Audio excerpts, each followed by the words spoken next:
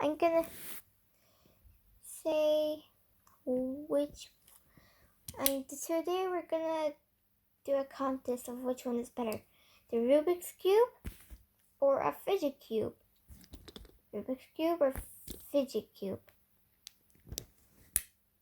For those who have autism or ADHD, fidget toys are the best for this.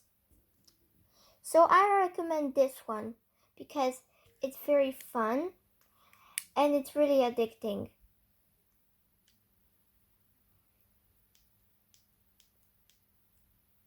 I like the way it clicks.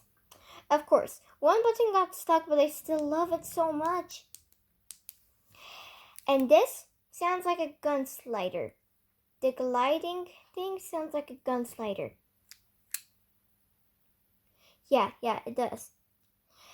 And the Rubik's Cube, well, it moves kind of nicely, but I don't really recommend this for those who get frustrated very easily. So, this is where we could start. I have my mommy long installed there, but right now he's not in the mood for being in a contest, so I'm just gonna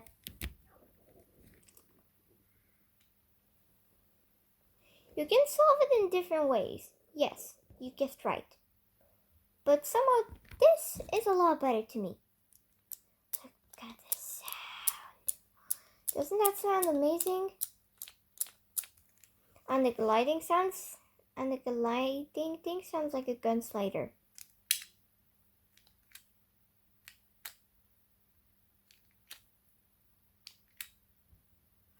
Yeah, kinda.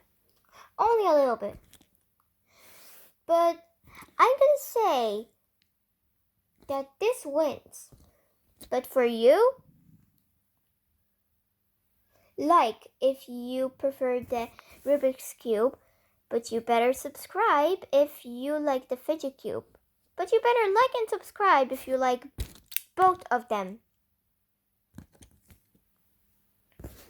Bye!